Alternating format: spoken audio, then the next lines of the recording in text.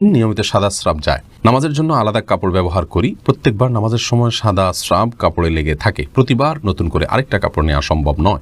বাচ্চা হওয়ার আগেই তার নাম ঠিক করে রাখা যাবে কিনা? প্রতিনিয়ত চোখের যে জেনা হচ্ছে তা থেকে বাঁচার উপায় কি? সবসময় কি মাথায় কাপড় দিতে হবে না? ভুলে অথবা ইচ্ছায় স্ত্রীর দুধ পান করে ফেললে কি স্ত্রী তালাক হয়ে যাবে? কাউকে পছন্দ হলে তাকে জীবনসঙ্গী হিসেবে পাওয়ার জন্য কি করা যেতে পারে? ভাত খাওয়ার সময় কি বাম হাতে গ্লাস ধরে পানি খাওয়া যাবে? কোনো ঘরে প্রাণীর ছবি থাকলে নামাজ হয় না, বিকল্প ব্যবস্থা না থাকলে কি করব? কাফনের কাপড় নাকি দরদাম করে কেনা যায় না, কতটা শরীয়তসম্মত? শরীফুল ইসলাম, আপনি আমাদের ইউটিউব চ্যানেলে প্রশ্ন করেছেন কাফনের কাপড় নাকি দরদাম করে কেনা যায় না, কতটা শরীয়তসম্মত? এ মাসালা হয়তো কোনো কাফনের কাপড়ের ব্যবসায়ী তার সুবিধার জন্য আবিষ্কার করছে কিনা, আল্লাহ আলাম। কারণ হলো এই ধরনের মাসআলা থাকলে তো কাফনের কাপড়ের বিক্রেতা যারা তারা লাল হয়ে যাবে, যে কোনো দাম চাইবে, আপনি দরদাম করতে পারবেন না। মূলত এরকম কোনো কথা কোনো হাদিসে বলা হয়নি। অন্য 10টি জিনিসের মতো কাফনের কাপড়ও আপনি দরদাম করে কিনতে পারবেন, কোনো অসুবিধা নেই। সুমাইয়া আক্তার সুমা, আপনি লিখেছেন কোনো ঘরে প্রাণীর ছবি থাকলে নামাজ হয় না, বিকল্প ব্যবস্থা না থাকলে কি করব? যদি বিকল্প ব্যবস্থা না থাকে তাহলে সেক্ষেত্রে প্রাণীর ছবিকে ডেকে নামাজ পড়বেন। আর নামাজ হয় না বিষয়টা সেরকম না, ওই জায়গায় নামাজ পড়লে মাকরুহ হবে। বিশেষ করে যদি আপনার সলাতে সিজদার জায়গায় থাকে, সামনে থাকে, তাহলে সেক্ষেত্রে সেটা তো দৃশ্যত তাকে সিজদা করছেন এরকম আপনার মনেও আসতে পারে, বা দেখলে সেরকম দেখা যেতে পারে। এই জন্য একটু সরিয়ে নেবেন বা উপর করে রাখবেন। এভাবে বিভিন্নভাবে আপনি চেষ্টা করবেন। তাতেও যদি কোনো এরকমও যদি কোনো উপায় না থাকে তাহলে আপনি ওখানে সালাত আদায় করে নামাজ হবে না, বিষয়টা সেরকম না, মাকরুহ হবে, অপছন্দনীয় হবে। আব্দুল্লাহ আল ইমরান, আপনি লিখেছেন টেইলার্সের দোকানে অনেক সময় কাস্টমার বাড়তি কাপড় রেখে যায় বা রয়ে যায়, তা কি করা উচিত? আব্দুল্লাহ রহমান, টেইলার্সের দোকানে কাস্টমার যে কাপড় বাড়তি রেখে যায় সেটা যদি কাস্টমার অল্প স্বল্প হয়, সাধারণত এটা নেয় না মানুষ, ওরফটা এরকম হয়ে যায়, তাহলে সেক্ষেত্রে আপনি রেখে দেওয়াতে কোনো অসুবিধা নেই। আর যদি পরিমাণটা অনেক বড় হয় তাহলে আপনার উচিত কাস্টমারের কাছ থেকে জানা, জিজ্ঞেস করা এবং তার দাবি না থাকলে রেখে দেওয়া, আর না হলে তাকে ফেরত দেওয়া। এরপর এমডি মাহমুদ হাসান, আপনি লিখেছেন নামাজরত অবস্থায় সিজদা যাওয়ার আগ মুহূর্তে সিজদার স্থানে ধুলা বালি ফু দিয়ে পরিষ্কার করা যাবে কি না? একান্ত প্রয়োজন না হলে এটি করবেন না, এবং এটি করতে গিয়ে অনেক সময় আমলে কাসির হয়ে যায়, অর্থাৎ আপনি এত বেশি ফু দিচ্ছেন। অনেককে দেখা যায় যে সিজদা যেতে গিয়ে এত বেশি ফুটা দিচ্ছেন আশেপাশে, তিনি আমলে কাসির করে ফেলছেন, অর্থাৎ তাকে একজন দর্শক দেখে নামাজে আসেন নাকি এমনিতে তিনি জায়গা পরিষ্কার করছেন এটা নিয়ে সন্দেহের মধ্যে পড়ে যায়। এত বেশি যদি তার নামাজের অবস্থা থেকে, হাইয়াত থেকে তিনি সরে যান, তাহলে সেক্ষেত্রে তার নামাজ কিন্তু বিশুদ্ধ হবে না এবং নামাজ নষ্ট হয়ে যাবে। আর যদি এত বেশি তিনি নড়াচড়া না করেন, বরং খুব আলতোভাবে ফু দিয়ে জায়গা পরিবর্তন করেন, পরিষ্কার করেন, তাহলে সেটা জায়েজ হবে। যদি এত ধুলাবালি হয় যে নিঃশ্বাসের সাথে তার নাকে ঢুকবে, তিনি ক্ষতিগ্রস্ত হবেন, অসুস্থ হবেন, এরকম আশঙ্কা থাকে, তাহলে এটি করা যেতে পারে। হাত দিয়ে একটু সরা দিলেন বা আপনি নাক দিয়ে ফু দিলেন, এটি জায়েজ আছে। কিন্তু একান্ত যদি জরুরি না হয় তাহলে শুধুমাত্র সূচিবায়ের কারণে বা অতি শৌখিনতার কারণে এমনটি করা সালাতের যে সৌন্দর্য সেটাকে নষ্ট করে দেয়। মাহদি হাসান, আপনি লিখেছেন নামাজের মধ্যে এক সূরা যদি 2বার পড়ি তাহলে কি আমার নামাজ হবে? কোনো অসুবিধা, নামাজ হয়ে যাবে। এক সূরা যে একাধিকবার পড়তে হবে, এক সূরা যে একবার বেশি পড়া যাবে না, এমন কোনো বাধ্যবাধকতা নেই। আমরা সূরা তারাবির সালাতে যে পড়ি, এক রাকাতে তো অনেক সূরাও পড়ি, তাই না? কোনো অসুবিধা নেই। সাবিদ খান, আপনি লিখেছেন কাউকে পছন্দ হলে তাকে জীবনসঙ্গী হিসেবে পাওয়ার জন্য কি করা যেতে পারে? আপনি আল্লাহর কাছে দোয়া করবেন, আল্লাহ আমার জীবনসঙ্গী হিসাবে যে ভালো হবে, কল্যাণকর হবে, আপনি তাকে আমার জীবনসঙ্গী হিসাবে দান করুন। বিশেষ কাউকে পাওয়ার জন্য আপনি আল্লাহর কাছে দোয়া করাটা সঠিক দোয়া নয়। শয়তান আমাদেরকে নানাভাবে আসলে প্রতারিত করে। আমরা মনে করি যে এরকম কোনো ব্যক্তিকে আমার ভালো লাগলে তাকে পাইলেই বোধহয় আমি সব সুখ পেয়ে যাবো। আমরা জানি না কোথায় সুখ আছে। কত মানুষকে অবৈধ প্রেমের মাধ্যমে ভালোবাসেন, তাকে বিয়ে করেন ভালো মনে করে, অথচ দেখেন সারা জীবন অশান্তি। অতএব আল্লাহ রাব্বুল আলামিনের কাছে দোয়া করতে হবে এবং চেষ্টা করতে হবে নিজে নেকামল করার মাধ্যমে যে আল্লাহ আমি যেন ভালো জীবনসঙ্গী পাই। সূরা ফুরকান আয়াত নম্বর ৭৪, এখানে যে দোয়া আছে সে দোয়াটি বিশেষ করে পাঠ করবেন। আর নিজে কাউকে যদি মনে করেন যে সব দিক থেকে তিনি ভালো, আসলে দিনদারিতার দিক থেকেও তিনি ভালো, এরকম মানুষ পাওয়া যায় না, এবং সেক্ষেত্রে আপনি ইস্তেখারা করতে পারেন আল্লাহর কাছে। 2 রাকাত নামাজ পড়ে ইস্তেখারার দোয়া পড়বেন। ইস্তেখারা নামাজের নিয়ম লিখে দিলে আমাদের একটা ভিডিও আছে, সার্চ করলে পাবেন। ইস্তেখারার নিয়ম আপনি জেনে ইস্তেখারা সালাত আদায় করবেন এবং আল্লাহর কাছে কল্যাণ প্রার্থনা করুন, বা সেটাই আপনার করণীয়। এর বেশি আপনার কোনো কিছু করণীয় নাই। দুনিয়ার কোনো কিছু নিজে ভালো মনে করে সেটাকে পাওয়ার জন্য খুব বেশি লড়াইতে হয়ে যাওয়া, বিশেষ করে এই জাতীয় ইস্যুতে, এটা আমাদের জন্য রিস্কি। সিরাজুল ইসলাম এর দিকে আপনি লিখেছেন, বাচ্চা হওয়ার আগেই তার নাম ঠিক করে রাখা যাবে কিনা? যাবে, কোনো অসুবিধা নেই। বাচ্চা হওয়ার আগে থেকে ছেলে হোক মেয়ে হোক, ছেলে হওয়ার সময় বেশি হিসেবে ছেলের নাম, অথবা ছেলে মেয়ে দুইটা রেখে দিলেন, আগে থেকে ঠিক করে রাখলেন, কোনো অসুবিধা নেই। সোহেল হোসেন আপনি লিখেছেন, প্রতিনিয়ত চোখের যে জেনা হচ্ছে তা থেকে বাঁচার উপায় কি? চোখের জেনা অত্যন্ত ভয়াবহ।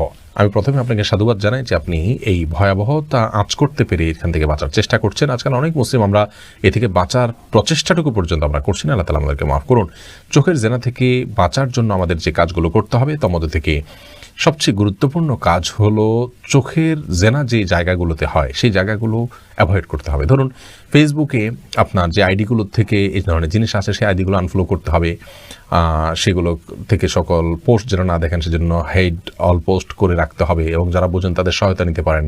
কোনোভাবে আপনি বাঁচতে না পারলে সেই অ্যাপই আপনি পরিহার করবেন, যাবেই না সেই সোশ্যাল মিডিয়াতে। ইউটিউবে বা অন্যান্য জায়গায় একটা বাজে জিনিসে ক্লিক করলে সেখান থেকে আরও খারাপ জিনিস আসে, এগুলো পরিহার করতে হবে যথাসম্ভব। আর বাজে বন্ধু তাদেরকে যথাসম্ভব অ্যাভয়েড করতে হবে। আর ইমানদার, নেককার, আল্লাহওয়ালা, আমলদার মানুষের সোহবতে উঠাতে হবে। আজকাল সোহবত একেবারে হারিয়ে গেছে, আমরা সহজে দিন পেয়ে যাচ্ছি অনলাইনে বিভিন্ন মাধ্যমে। এই জন্য সোহবতের যে গুরুত্ব আছে সেটা আমরা অনেকে আঁচ করি না। সোহবতের মাধ্যমে, নেককার মানুষের সান্নিধ্যে থাকার মাধ্যমে আমরা চোখের গুনাহ থেকে ইনশাআল্লাহ বেঁচে থাকতে পারবো। আল্লাহ তাআলার কাছেও আশ্রয় চাইবো, আল্লাহুম্মা ইন্নী আউযু বিকা মিনাল ফিতানি মা যাহারা মিনহা ওয়া বাতান। সব ধরনের ফিতনা থেকে আল্লাহ তার কাছ থেকে পানা চাইবো। শিশির ভেজা ঘাস এডি থেকে আপনি লিখেছেন, সবসময় কি মাথায় কাপড় দিতে হবে? না, সবসময় মাথায় কাপড় দিতে হবে বোন, এমনটি মোটেও আবশ্যক নয়। আপনি পরপুরুষের সামনে গেলে বা সে আপনাকে দেখে ফেলতে পারে এরকম হলে সেক্ষেত্রে মাথায় কাপড় না, শুধুমাত্র আপনি আপনার সৌন্দর্য ঢাকবেন, মাথার কাপড়কে আরও টেনে দিয়ে আপনার সৌন্দর্য এবং রূপ লাবণ্য এগুলোকে ঢেকে তার সামনে যাবেন। আর এর বাইরে আপনি আপনার বাসায় আপনার বাবা, ভাই, বোন বা আপনার মহিলারা, তারপর আপনার ছেলে, মাহরাম যারা আছেন তাদের সামনে আপনাকে মাথা সবসময় ঢেকে রাখতে হবে কাপড় দিয়ে, এমনটা আবশ্যক নয়। তবে হ্যাঁ, আপনি ফিতনার এই যুগে নিজেকে যথাসম্ভব সেফে রাখার জন্য আপনি অন্য পুরুষদের সামনে, অর্থাৎ বাসার মাহরম পুরুষদের সামনে, ধরুন শ্বশুর আছেন, আপনার বড় ভাই আছেন, বড় সন্তান, ছেলে সন্তান আছেন, তাদের সামনে মাথার কাপড় টাপড় দিয়ে থাকতে পারলে ভালো। কিন্তু মাথায় কাপড় দিয়ে রাখতে হবে সব সময়, এটা পর্দার নির্দেশ এরকমটি কিন্তু নয়, নিজের পরিবারের সদস্যদের সামনে অর্থাৎ মাহরামদের সামনে। আরমান হুসাইন আপনি ইউটিউব চ্যানেল থেকে প্রশ্ন করেছেন, ভুলে অথবা ইচ্ছায় স্ত্রীর দুধ পান করে ফেললে কি স্ত্রী তালাক হয়ে যাবে? দেখুন, ভুলে বা ইচ্ছাকৃতভাবে যদি কোনো স্বামী তার স্ত্রীর দুধ পান করে ফেলে তাহলে তার কারণে তাদের বৈবাহিক সম্পর্ক নষ্ট হবে না, এটি বিশুদ্ধতর মত এবং এটি জমহুর উলামা ইকরামের মত। কেউ কেউ এর ব্যতিক্রম বলেছেন, কিন্তু সেটি আসলে গ্রহণযোগ্য নয়। অতএব স্বামী যদি স্ত্রীর স্তনে মুখ দিয়ে দুধ পান করে ফেলেন ভুলে, তাহলে তার কারণে সম্পর্ক, তাদের স্বামী স্ত্রীর সম্পর্ক নষ্ট হবে না। নবী করিম সাল্লাল্লাহু আলাইহি ওয়াসাল্লাম বলেছেন, ফাইন্নামার রাদাআতু মিনাল মাজাআহ। অন্য হাদিসে আসছে, লা রাদাআ ইল্লা লা রাদাআ ইল্লা ফি সানাতাইন আও কামা ক্বালা আলাইহিস সালাতু ওয়াস সালাম। 2 বছরের বাইরে গেলে যদি দুধ পান করানো হয়, সে দুধ পান করানোর ভিত্তিতে হারাম হওয়ার সম্পর্ক সাব্যস্ত হবে না। এবং এ বিষয়ে দুরুল মুখতারের মধ্যেও স্পষ্ট ফতোয়া রয়েছে। এবং প্রয়োজন ছাড়া আপনার একজন মানুষ অহেতুক কর্মকাণ্ড থেকে যথাসম্ভব, বিশেষ করে যেখানে নানা রকমের রিস্ক আছে, নানা রকমের আপনার সুবিধা অসুবিধার দিক সেখানে চলে আসতে পারে, এই ধরনের বিষয়ে মানুষ যথেষ্ট সাবধান এবং সচেতন হতে হবে। স্ত্রীর দুধ যদি অনিচ্ছাকৃতভাবে কারোর মুখে চলে যায় এবং সে পান করে ফেলে, তাহলে সেটা মানে ইচ্ছাকে যদি কেউ করে তাহলে সেটা নাজায়েজ হবে, গুনাহের কথা হবে। যদিও কোনো উলামা কেরাম জায়েজ বলেছেন, কিন্তু নাজায়েজ এবং গুনাহ হবে, এই মতটি অধিকতর শক্তিশালী। এম রহমান আপনি লিখেছেন, ভাত খাওয়ার সময় কি বাম হাতে গ্লাস ধরে পানি খাওয়া যাবে? যাবে। বিশেষ করে বাম হাতে পানি নিয়ে ডান হাতে ঠেক দিয়ে অনেকে খান, অর্থাৎ 2 হাত দিয়েই খেলেন আর কি, এটা জায়েজ আছে। কিন্তু উত্তম হলো আপনি সরাসরি ডান হাত দিয়ে পান করা। কারণ নবী করিম সাল্লাল্লাহু আলাইহি ওয়াসাল্লাম এক কৃতদাসকে বাম হাতে খেতে দেখে বলেছেন, কুল বিয়ামিনিক, তুমি তোমার ডান হাতে খাও, অকুল বিমায়ালিক, এবং তোমার সামনে থেকে খাও। তো বাম হাতে পান করা এটা সুন্নাহর খেলাফ একটি কাজ, এটি করা উচিত নয়। ডান হাতে যথাসম্ভব পান করা উচিত। কিন্তু ডান হাতে আমাদের খাবার লেগে থাকে, বিশেষ করে আমরা যারা এই সাবকন্টিনেন্টে থাকি, আমাদের খাবারগুলো এরকম যে ভাত তরকারি ঝোল টোল দিয়ে খেতে গেলে আমাদের হাত মেখে যায়, গ্লাসে ধরলে নষ্ট হয়ে যায়, সেখানে আমরা আঙুল চেটে খেয়ে তারপরে ধরতে পারি। সেটা আমাদের জন্য অধিকতর সুন্নাহর নিকটবর্তী এবং ভালো।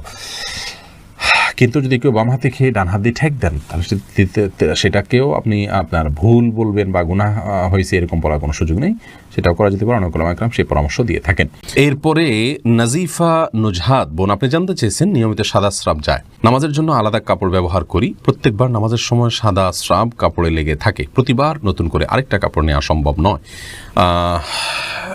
এক্ষেত্রে করণীয় কি? বোন নুজহাত, দেখুন, যদি নিয়মিত আপনার অপবিত্র কোনো কিছু শরীর থেকে বের হতে থাকে এবং প্রত্যেক ওয়াক্তের জন্য আপনি আলাদা আপনার অজু করে সালাত আদায় করেন, তাতে আপনার সালাত হয়ে যাবে। কাপড়ের বিষয়টি হলো যে অনবরত যদি হতে থাকে এবং সালাত অবস্থায় হতে থাকে, তাহলে ইনশাআল্লাহ ওই কাপড় 5 ওয়াক্ত সালাতের জন্য 5টা কাপড় পরিবর্তন করা আপনার জন্য আবশ্যক নয়। যদি আপনার জন্য সেটি সাধ্যের বাইরের বিষয় হয়, তাহলে সেক্ষেত্রে একটা জিনিস আপনি করতে পারেন যে কাপড়ের যে অংশে লেগেছে সে অংশ বা আনুমানিক কিছু অংশকে শুধুমাত্র ওইটুকুকে ধুয়ে আপনি দিয়ে দিলেন, পরবর্তী সালাতের আগে আগে সেটা শুকিয়ে গেল, তাহলেও সমস্যার সমাধান হতে পারে।